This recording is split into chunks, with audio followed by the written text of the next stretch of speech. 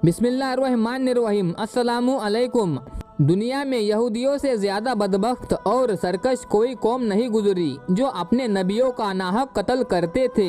हालांकि ये पैगंबर किराम ना किसी को सताते थे और ना किसी के मालो दौलत पर हाथ डालते थे, बल्कि बगैर किसी उजरत के लोगों को फलाह की बातें बताते और अल्लाह की तरफ बुलाया करते थे।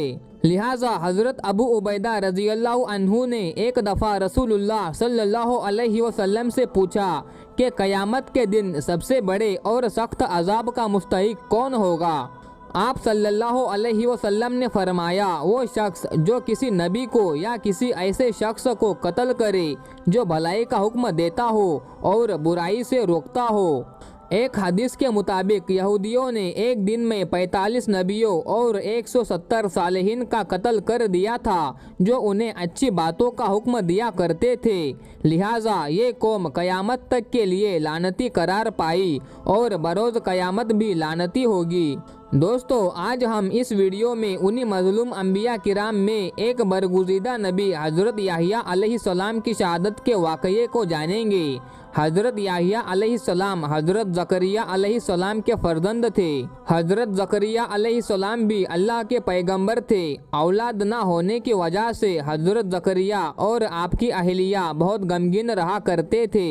हज़रत ज़करिया अलैहिस्सलाम को अक्सर ये ख्याल आता था कि मेरी कोई औलाद नहीं और मेरे मरने के बाद मेरे अजीज़ और मेरे भाई हरगिज़ इस काबिल नहीं कि वो बनी इसराइल की हिदायत और इस्लाह के सिलसिले को आगे बढ़ा सके। अगर अल्लाह रब्बुल इज़्ज़त मुझे एक बेटे से नवाज दे तो मेरे बाद भी बनी इसराइल में दीन हक़ की तबलीग का काम जारी रहेगा। लिहाजा आपने अल्लाह के दरबार में बहुत इल्तिजा और दुआएं की। अल्लाह तबारक व ताला ने आपको बुढ़ापे में औलाद अता करने का फ़ैसला किया। अल्लाह ने एक फ़रिश्ते के ज़रिए हज़रत ज़करिया अलैहिस्सलाम को ये खुशखबरी दी कि हम तुम्हें एक बेटा देंगे जिसका नाम याहिया रखना। इससे पहले इस नाम का कोई नहीं हुआ और ये अल्लाह के नज़दीक बहुत मकबूल होगा। वो इस कौम की ख़राब हालत की इस्लाह करेगा। हज़रत याहिया अलैहिस्सलाम की वालिदा ईशा और मरियम अलैहिस्सलाम के वालिदा हन्ना आपस में सगी बहनें थी। यूँ हज़रत याहिया अलैहिस्सलाम और हज़रत ईसा अलैहिस्सलाम आपस में खाला जात थे। हज़रत याहिया अलैहिस्सलाम बचपन में ही नबुवत के मकाम पर फाइज हो गए थे। हज़रत याहिया मूसा अलैहिस्सलाम की शरीयत को ज़िंदा करने वाले जलीलुल कद्र नबी थे। उस ज़माने में अल्लाह ने अपने पैगंबर हज़रत ईसा अलैहिस्सलाम को माबूस फरमाया, लिहाजा आप उन पर ईमान ले आए। हज़रत याहिया हज़रत ईसा से 6 माह बड़े थे और आप हज़रत ईसा की नबुवत को तस्लीम और तस्दीक करने वाले सबसे पहले शख्स थे।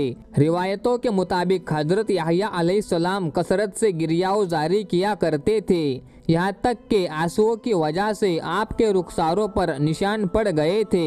हज़रत याहिया अलैहिस्सलाम निहायत ही हलीम, रफ़ीकुल कल्ब, आबिद, मुत्तकी, पाकबाज, शर्मो हया के पैकर और सादा ज़िंदगी बसर करने वाले शख्स थे। गिज़ा बकद्र ज़रूरत खाते और लिबास इतना ही पहनते जिससे सिर्फ सतर पोशी हो सके।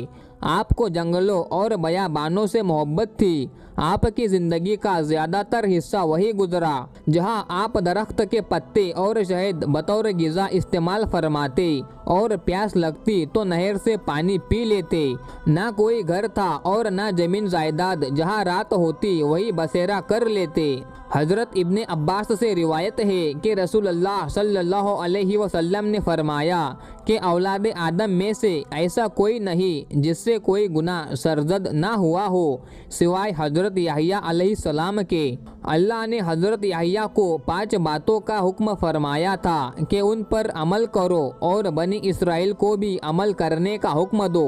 लिहाजा आप अलैहिस्सलाम ने बनी इसराइल को बैतुल मुक़द्दस में जमा किया और फरमाया, अल्लाह ने मुझे 5 बातों का हुक्म दिया है। अल्लाह के सिवा किसी की इबादत ना करो और ना ही अल्लाह के साथ किसी को शरीक करो।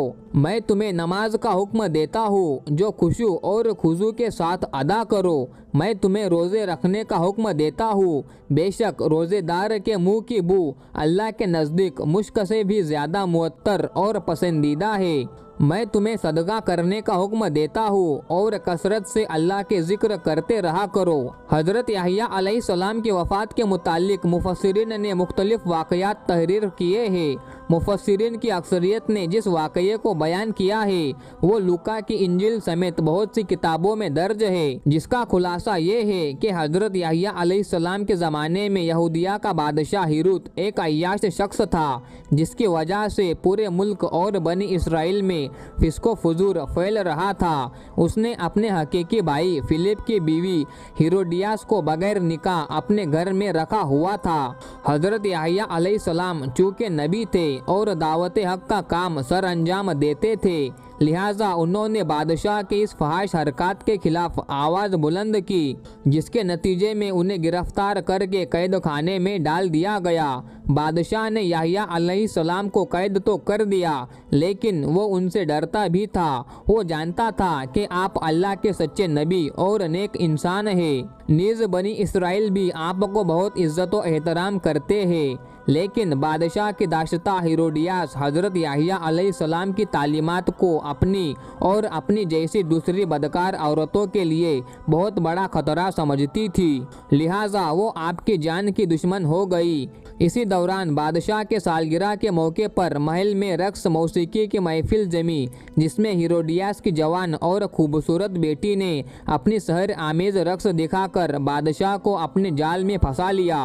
बादशाह ने खुश होकर उससे कहा कि मांग क्या मांगती है। बेटी ने अपनी माँ से मशवरा किया तो वो पहले ही ऐसे मौके की ताक में थी, लिहाजा उसने बेटी से कहा कि बादशाह से याहिया अलैहिस्सलाम का सर मांगो। बेटी ने बादशाह के सामने अदब से झुककर कहा कि बादशाह सलामत, मुझे याहिया अलैहिस्सलाम का सर थाल में रखकर मंगवा दीजिए। बादशाह ये सुनकर परेशान हो गया, मगर अपनी महबूबा की बेटी की फरमाइश कैसे रद्द कर सकता था, लिहाजा उसने सिपाहियों को कैद खाने भेजा और हजरत याहिया अलैहिस्सलाम का सर काट कर आपको शहीद कर दिया।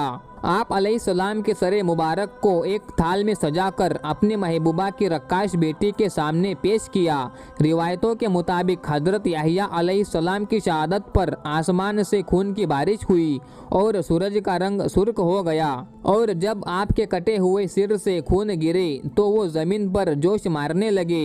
लोगों ने उस खून को बहुत दबाया और साफ किया, लेकिन वो खून के कतरे इसी तरह जोश मारते रहे, यहाँ तक कि अल्लाह ने बनी इसराइल पर एक सख्त अजाब का फैसला कर दिया।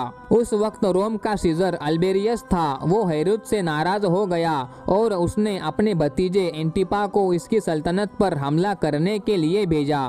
वो एक खूंखार फौज लेकर यहूदिया पर हमला आवर हुआ। बादशाह के लश्कर ने कसम खाई कि जब तक याहिया अलैहिस्सलाम का खून जोश मारता रहेगा हम यहूदियों का कत्ल करते रहेंगे। हजारों यहूदी कत्ले आम किए गए। एंटिपा ने हिरुत को शिकस्त दे दी। उसने हिरुत को जंजीर पहनाकर सरे आम रूस ले जाने का फैसला किया।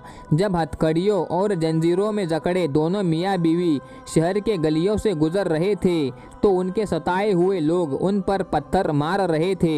फिर शहंशाह रोम ने उन दोनों को सहरा में फिकवा दिया, जहां भूख और प्यास से दोनों मर गए।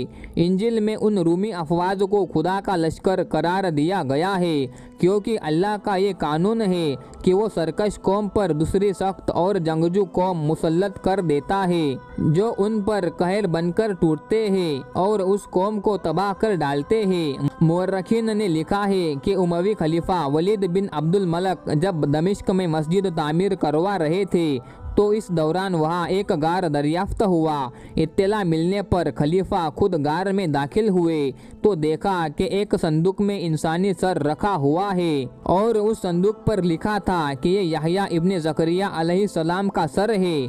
उनका चेहरा और बाल अपनी असली हालत में मौजूद थे और यूँ लगता था जैसे अभी शहीद हुए हो। दोस्तों, वीडियो आपको कैसी लगी कमेंट में ज़रूर बताएं। वीडियो को लाइक करना ना भूलें और अपने दोस्तों में ज़रूर शेयर करें। मज़ीद ऐसी ही वीडियो के लिए चैनल को सब्सक्राइब करें। मिलते हैं फिर किसी नई वीडियो के साथ, तब तक के लिए अस्सलामु अलैकुम। अल्लाह हाफिज़। शुक्रिया।